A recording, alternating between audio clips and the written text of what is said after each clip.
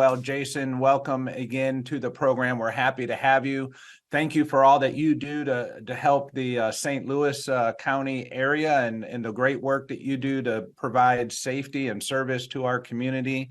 Tell us a little bit about yourself, Jason. Where'd you come from? How'd you end up where you're at? And then let's get into some of the details of 911. Thank you again. I'm happy to be here. Well, my public safety career started in 1990. I'm a native Floridian, so most of my career was spent in Florida. I didn't get my advanced degree until later in life. I didn't go to college right after high school. I started doing normal things and trying to just live life, got married, and so forth.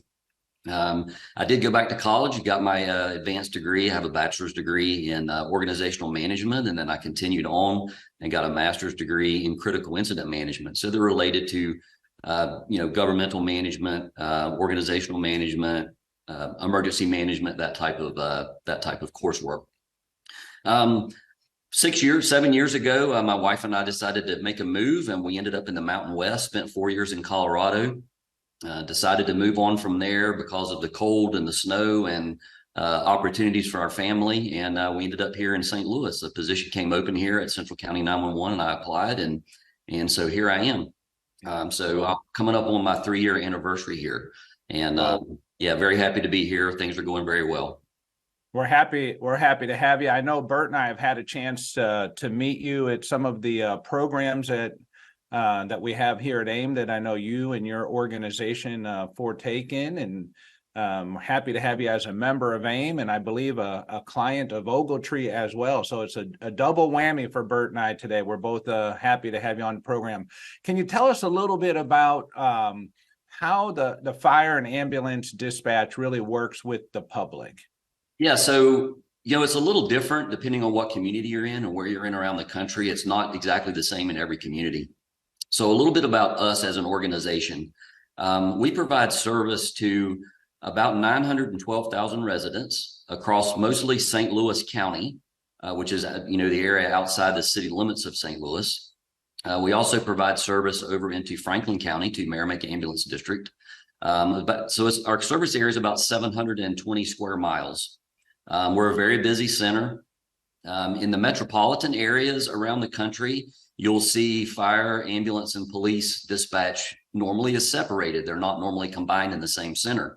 In the rural areas around the country, where call volume is less, demands are less on public services, generally you'll see combined centers where they do law enforcement, fire, and ambulance all within the same building or same facility.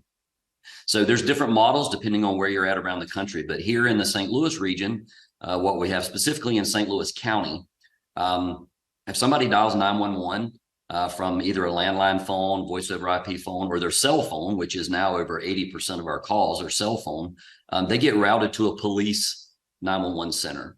And once the police call taker determines that, it's a fire, ambulance, emergency, they will generally transfer the call to us. There are 2 other smaller dispatch centers that do fire and ambulance in St. Louis County, but we're the largest and have the largest footprint. We support 34 different fire and ambulance departments. Some of those are municipal departments. So very busy. And if you look at Jason, if I can, I know you talk about being very busy. Nick, can you put up on the screen for the audience to see what we mean by very busy? When I saw this slide, Jason, I was shocked with how busy it is. And this might be a hint to our participants on our online poll of how many calls are taken on average. Can you talk a little bit about this slide? If you look back at 2018, our organization had about 143,000 total calls. And most of our calls are ambulance EMS related. Roughly 80-something% are ambulance EMS related. The others are fire and hazmat, that type of call. But then if you look down at 2022, you can see we're at almost 165,000 calls. And then this year. So Jason, so just to be clear, this does not include the police calls. The police calls are routed elsewhere. That's correct. This is fire and ambulance calls only. So medical emergencies, house fires, car fires, things like that. Yeah. Wow. And then you can see we're on pace for about 172,000 calls this year. So our call volume has increased about 35.5% since 2019, and we haven't added any staff. We have the same number of full-time equivalent dispatchers, and that's 36 dispatchers and supervisors are what we're authorized for. And we're going to be adding a couple of additional positions next year because of our demands and our call volume. Do you know what this huge increase is attributable to? There's nationwide trends for increased demands or for public service. It's not just us. You look around the country, it's kind of the same trends. I would have to assume some of that's an aging population on some degree. I know a few people that are near and dear to me that have had to use that service as they've gotten older and they needed help with something. Maybe they've fallen, they don't have someone to help them get up. So they call the ambulance service, fire department to help them get back up out of bed or wherever they've, ended up in trouble. So it's a really difficult question to answer because the increased call volume, and like I said, this is a trend around the country, not just here for us. The increased call volume and demands for fire and EMS service is disproportionately higher than the increase in actual population. So you've really got to dig into the data and try to look at trends and that kind of thing. But right. We definitely have the picture there that the demands are significantly increased from where they were a number of years ago. Jason, so it's interesting because, again, I asked the question about whether it reflects police calls or not, but we know that crime has rapidly increased in the country the last couple of years, really, since post-COVID. Things are really kind of out of hand in many communities. And do you attribute any of this increase in the need for EMS and fire to the increased crime? Not necessarily, but we're seeing things. Some of our staff was kind of joking the other day. We weren't really joking because it was serious, but we were discussing the fact that we're seeing things like overdoses at 9 o'clock in the morning, where in the past that would only be a weekend nighttime thing. Wow. We're seeing shootings in the morning where you wouldn't see that type of thing during the week, during the daytime, during normal work hours, only on weekends. At night, that kind of thing. So it's really difficult to. There's definitely been a cultural change, and like you said, definitely an increase in call volume and the way things are going around the country. So I hadn't thought of that. Worse in metropolitan areas than it is in a lot of the rural communities. I hadn't thought of that about is some of the increase attributable to the legalization of marijuana in Missouri? I haven't really seen anything specifically that's pointed directly at that yet, but I think time will tell whether that is really going to make a difference or not. Yeah. So Jason, let's look at this slide here because I'm curious about the increase in the number of calls. You've held your staffing consistent. Congratulations, just as a business leader. I know how difficult that is to do when your business is under high demands. It's not easy. I'd like to hear about Nick, if you can pull up the word cloud first. I would like to start there of, what are some of the challenges of running a 911 service, and what's the stressor on the employees? What does it take to be an employee there? You can brag a little bit about the great job I know that they do, and we're all thankful for that they're there when we need them. Yeah, we have an incredibly talented staff here at our organization. And if you look at 911 professionals around the country, one of the things that has been going on over the last couple of years is a push to have dispatchers and call takers recognized as first responders, because what that does is opens up other avenues for things like mental health access and those type of things, because the stress of the call volume is one thing, but the type of calls that 911 dispatchers and call takers deal with is just something that the average citizen probably is not aware of or doesn't understand. It can be nonstop from one call right to the next. You may take a child with a high fever needing an ambulance, one call, and then the next thing it's someone's grandma's having a cardiac arrest, and then the next call somebody just got hit by a car, and then you're right onto a house fire. It's really all over the place. So that type of that stress after years sort of builds up. And if we don't manage those things appropriately and make sure that we have services, EAP, things like that, people to be able to talk to counselors, those are all important things in helping us manage that. So we pay very close attention to those things. And whenever we have, what I would consider hot calls or newsworthy type incidents that may be a little bit outside the norm, we always check in with our staff to make sure they're doing okay and see if they need anything. That's very important to us. So, I'm sure Jason, did I hear you correctly that the 911 dispatchers are not considered to be first responders? Yeah, so nationwide they are not. If you look at the Bureau of Labor and Statistics, dispatchers and 911 operators are categorized as clerical staff, which means they have to work much longer for retirement. There's a lot of things that are at play when it comes to that. Some states have taken action, and the state of Missouri this year did. The governor signed that into law, where dispatchers in the state of Missouri are recognized as first responders. It really didn't change anything necessarily related to retirement or any pay or anything like that. But what it did is official recognition to say, yes, these are not clerical workers like they've traditionally been recognized as. But it did open up, specifically in Missouri, to some funds related to mental health, counseling, and things like that. So tell me, Jason, what are the challenges in hiring and maintaining a staff of 911 workers? Yeah, so again, there are some nationwide organizations. We have APCO, the Association for Public Safety Communications Officials. That's a nationwide organization that has some standards. We also have NENA, the National Emergency Number Association. That's the 911 organization, if you will. They set a lot of standards related to technology, training, staffing, and that sort of thing. I'm a Missouri first vice president of the Missouri chapter of NENA, so pretty active in those industry organizations. But looking at training nationwide, it's a little bit different in every community because each community has certain needs. They may have different CAD systems. They may have different telephone systems. Geography is different. So training and bringing somebody on that doesn't have any background in public safety or knowledge about it is pretty challenging.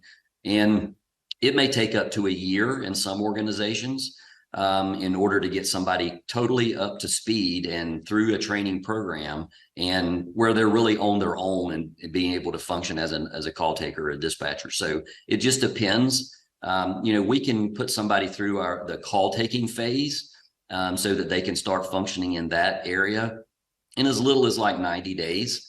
But it really takes at least that long from the day we bring somebody on in order to get them, working and counting as a full-fledged member of our staff.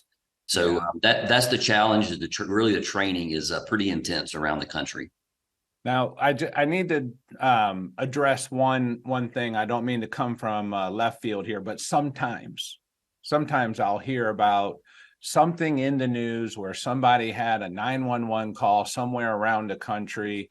And they had to sit on hold for 15 minutes. I don't know, maybe I'm in exaggeration mode of 15 minutes, but they get put on hold. That's the real news they're trying to make. I'm assuming that is measured and monitored, and how is that addressed, or is that really just the media trying to create something that's really not accurate? I think these are what I would consider low frequency, high acuity events that end up in the news, if you will. And there are some areas around the country where staffing is at what I would consider critical levels. We've even got some here in the St. Louis region that are not far from critical levels. And there's a lot of reasons for that. There's not one single individual reason or a solution to solve that. It's what I would consider a complete package. It's not just pay. It's not just organizational management. There's a lot of reasons for that. So it really takes a complete package in order to make sure that you have fully staffing. But there are some communication centers around the country that are critically short-staffed. And when I say that, some of them are down as much as like 40% of what their full authorized staffing be. So recruiting and training and keeping that, and keeping staff is really a challenge around the country. I'm sure that is with one just being as stressful it is. It's almost a little bit like the dilemma we have with school teachers, right? I mean, school teachers are under great pressure and demand. Everyone believes they should make more money. I very seldom meet someone who doesn't agree with that. We need them to be there to educate our children and to create the future.